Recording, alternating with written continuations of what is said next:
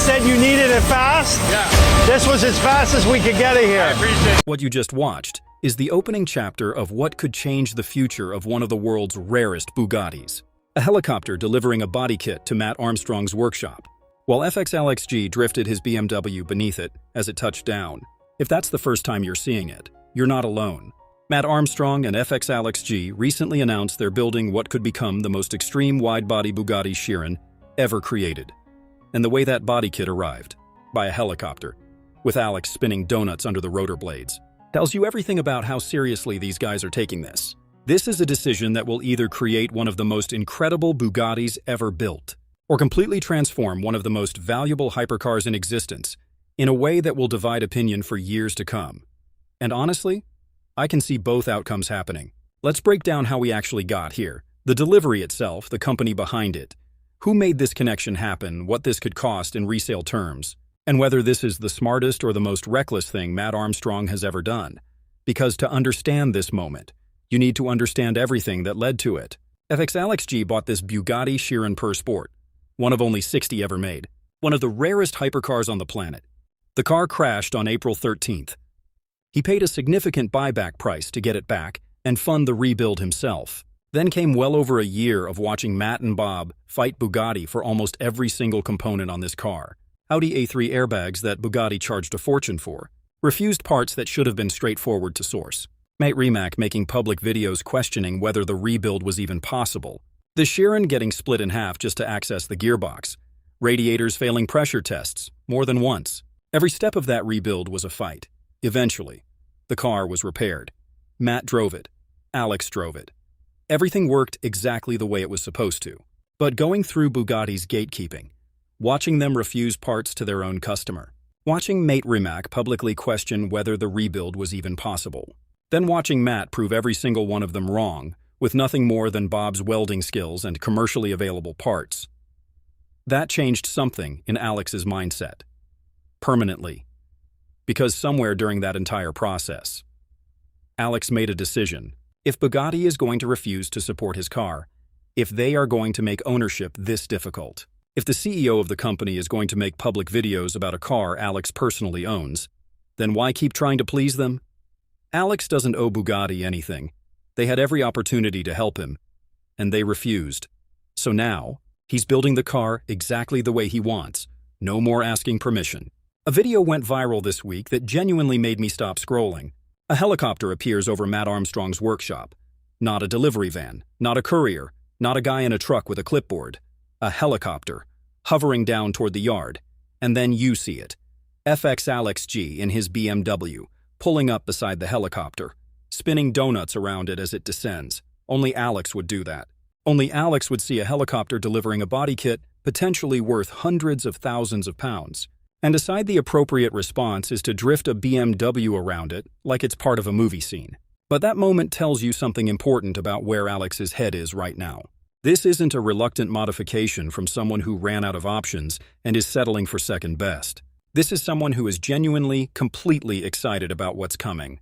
Excited enough to do donuts around a helicopter delivery in real time, on camera for the entire world to see. And honestly, I respect it. Because after everything Alex has been through with this car, he's earned the right to enjoy this moment however he wants. Now here's the part that genuinely surprised me when I started digging into this. The company delivering that body kit by helicopter is called Venuum. I'd honestly never heard of them before this video dropped, but after looking into them, these guys are actually serious players in this space. Venuum builds body kits and custom conversions for some of the most exclusive cars in the world. Rolls-Royce Phantom conversions, Lamborghini Urus wide-body projects. Work that sits at the very top end of automotive customization. This isn't some small workshop knocking out fiberglass fenders in someone's garage. Their work focuses on premium carbon fiber body kits, high-quality fitment, and luxury-level finishing that has to stand up against the standards of cars that originally cost millions. When I saw the early renders they released of the wide-body Chiron, I have to admit, this thing looks insane. The proportions are completely different from anything Bugatti would ever approve from the factory. Wider arches that completely change the stance of the car. A much more aggressive presence that goes way beyond what the standard production Chiron offers. Whether it actually works when it's finished and sitting on the car in person will depend entirely on the execution.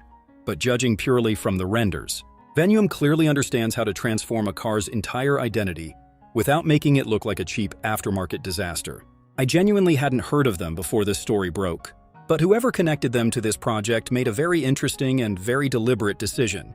Jake Paul, Alex's friend, the boxer, the guy who somehow seems to know everyone in both entertainment and the automotive world simultaneously, according to what's been reported. It was Jake Paul who personally contacted Venuum's CEO directly. Not Mat Armstrong, not Alex's management team, but Jake Paul himself. Think about that for a second. Jake sees everything Alex has been through rebuilding this Chiron. He watches the videos. He knows the car is finally back on the road after well over a year of fighting. He knows Alex wants to do something completely different with it now. So he makes one phone call to Venuum's CEO. And suddenly, a conversation begins that ends with a helicopter delivering a body kit to Mat Armstrong's workshop while a BMW drifts underneath it. That's the kind of connection that completely changes the trajectory of a project. And Venuum's response to that phone call? They moved incredibly quickly. Within what appears to have been a remarkably short period after that first contact, a helicopter was already dropping off the body kit, while Alex was out there drifting his BMW around the landing zone.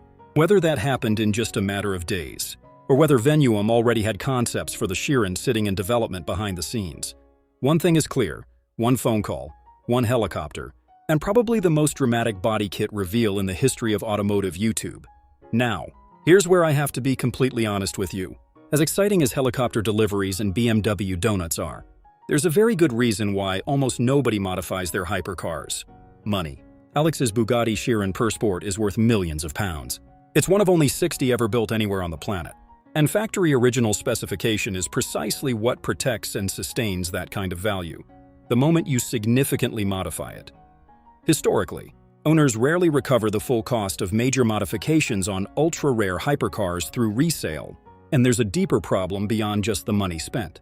You could significantly reduce the car's resale value below what it would have been worth in original condition, because modifications are deeply personal.